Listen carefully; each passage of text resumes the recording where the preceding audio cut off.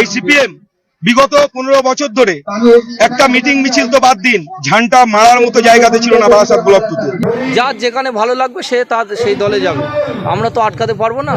আপনারা মানুন বা না মানুন, লড়াই কিন্তু সরাসরি বিজেপি বনাম বামফ্রন্ট। বিগত 2.5 মাসে আপনারা দেখেছেন বিজেপির চোখে চোখ রেখে পশ্চিমবঙ্গের বুকে লড়াই করে গিয়েছে এই বাম দলগুলো। এবং ইদানিং রাজনীতি আপনারা দেখছেন, বামেদের পার্টি অফিস ভাঙচুর, রাতের অন্ধকারে, অভিযোগ বিজেপির দিকে।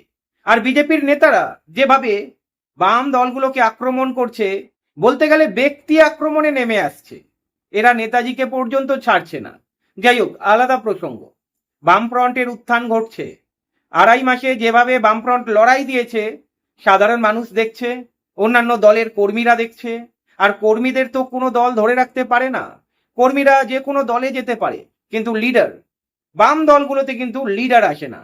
কারণ কি জানেন? বাম দলগুলোতে যোগদান করলে আপনাকে সেই নিচুর তলা থেকেই কিন্তু শুরু করতে হবে। এসেই লিডার হয়ে যাবেন, এসেই এমএলএ এমপির টিকিট পেয়ে যাবেন, বা পৌরসভা পঞ্চায়েতে টিকিট পেয়ে যাবেন, বড় বড় পদ পেয়ে যাবেন। বাম দলগুলোতে এমন হয় না, বিশেষ করে সিপিআইএম দলে এমন হয় না। যার ফলে বাম দলগুলোতে বা সিপিআইএম এ লিডার যোগদান করে না বা লিডারকে যোগদান করায় না। নিচুর তলার কর্মীরাই কিন্তু দলের সম্পদ। আর যতটা খবর আমাদের কাছে আসছে, শুধু তৃণমূল নয়, আইএসএফ ছেড়েও বামফ্রন্টে যোগদান করছে, সিপিআইএম দলে যোগদান করছে। যদি আপনারা দেখেন, বসিরহাটের বিভিন্ন জায়গা থেকে, দেগঙ্গা, হারোয়া, বাদুড়িয়া, মিনাখা, আইএসএফ ছেড়ে সিপিআইএম এ যোগদান করছে। আর অন্যদিকে আইএসএফ এর কিছু ব্লক স্তরের নেতা, তাদের দাবি নাকি আইএসএফ এর জন্য বামেদের উত্থান। 2021-এর পরে নাকি সিপিআইএম কে খুঁজে পাওয়া যেত না, আইএসএফ নাকি ভরসা দিয়েছে।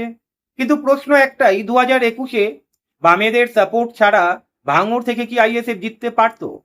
আইএসএফ এর বেশিরভাগ কর্মী সমর্থক যদি আপনারা দেখেন, তৃণমূল থেকে তো গেছেই, কিন্তু বেশিরভাগ অংশ আইএসএফ এর দলে যারা ভিড় করেছে, তারা কিন্তু কেউ সিপিআইএম করতো, কেউ ফরওয়ার্ড ব্লক করতো, বা কেউ অন্য বাম দল করতো। বা যে বক্তা কথা বলছেন, ওনার কথা শোনাবো। উনি বলছেন বামেদের উত্থান আইএসএফ এর জন্য, আইএসএফ না থাকলে বামেরা নাকি লড়াই দিতে পারতো না। উনিও হয়তো বাম কর্মীই ছিলেন, হয়তো এখন হয়তো আইএসএফ এর একটা পদ পেয়েছে, যার ফলে ওনাকে এটা বলতে হবে। ওনার বক্তব্যটা শোনাই, তারপরে কথা বলবো। এই সিপিএম বিগত 15 বছর ধরে একটা মিটিং মিছিল তো বাদ দিন, ঝান্ডা মারার মতো জায়গাতে ছিল না বারাসাত ব্লক টুতে। যাদেরকে আমরা ইনভাইটেশন দিয়ে, সাহস জুগিয়ে, আমরা কাঁধে কাঁধ রেখে হাতটা শক্ত করে ধরে টেনে নিয়ে চলে এসেছিলাম যে রাস্তায় নামো, আমরা আছি, মরতে হলে, মার খেতে হলে আমরা খাবো, আমরা বুক পেতে দেবো, আমরা মরবো, লড়াই আমরা দেবো, তোমরা শুধু বার হও। ফলে গুটি কয়েক নেতৃত্ব কর্মীরা এসেছিল।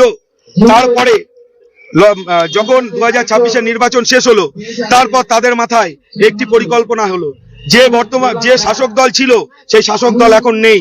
অতএব ইন্ডিয়ান সেকুলার ফ্রন্টের যে সমস্ত নেতৃত্বরা আছে, যে সমস্ত কর্মীরা আছে, তাদের সহজ সরল মনকে দুর্বল ভেবে তাদের উপর মানে কিভাবে তাদেরকে ভুল বুঝিয়ে তাদেরকে অন্য স্রোতে নিয়ে যাওয়া যায়, এই পরিকল্পনায় লিপ্ত হয়েছিল বারাসাত ব্লক 2 এর সিপিএম এর কিছু নেতৃত্বরা। কিন্তু আমরা যারা আইএসএফ এর নেতৃত্ব কর্মীরা ছিলাম, তারা বুঝে গেছিলাম বিষয়টা। সেই বিষয়ে আমাদের উচ্চ নেতৃত্বদেরকেও জানিয়েছিলাম। তারপর আমরা আমাদের কর্মীদেরকে বুঝিয়ে ঠিক স্টেবল জায়গাতে রেখে দিয়েছি। আমি একটাই প্রশ্ন রাখবো, কাউকে কি কখনো ধরে রাখা যায়? যার যেখানে ইচ্ছা হবে যোগদান করবে। নিচুর তলার কর্মী দলের সম্পদ, যে কোনো দলের সম্পদ। আর সেই দলের উচিত নিচুর তলার কর্মীকে ভরসা দেওয়া। একটা সময় বামেরা ভরসা দিতে পারিনি, বাম দল ছেড়ে অন্য দলে চলে গিয়েছে। এই সময়ে বামেরা ভরসা দিচ্ছে, যার ফলে আইএসএফ ছেড়ে বাম দলগুলোতে ফিরছে।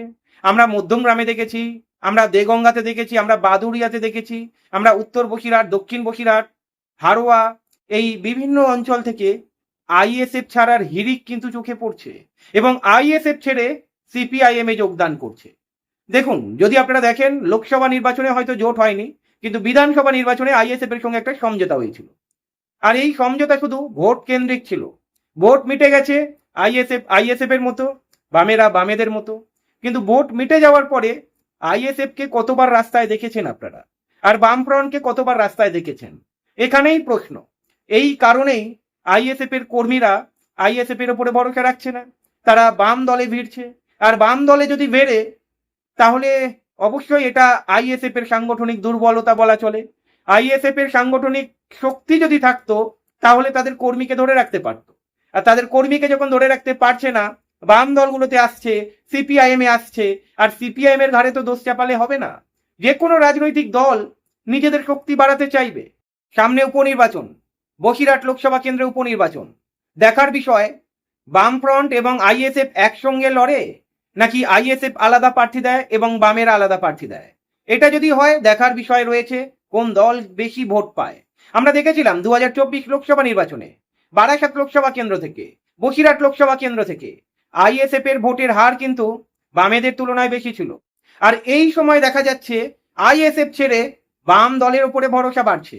আর এই বসিরহাট লোকসভা কেন্দ্রে যদি এই দুই দল আলাদা আলাদা প্রার্থী দেয়, মানে আইএসএফ আলাদা প্রার্থী দিল, বামেরা আলাদা প্রার্থী দিল, দেখার বিষয় কোন দল বেশি ভোট পায়। আপনাদের কি মনে হয় আইএসএফ কেন ছাড়ছে? আর আইএসএফ এর নেতারা যে কথাগুলো বলছে আইএসএফ এর জন্যই নাকি বামেদের উত্থান, আপনাদের কি মনে হয় কমেন্ট করে জানাবেন। ভালো থাকবেন।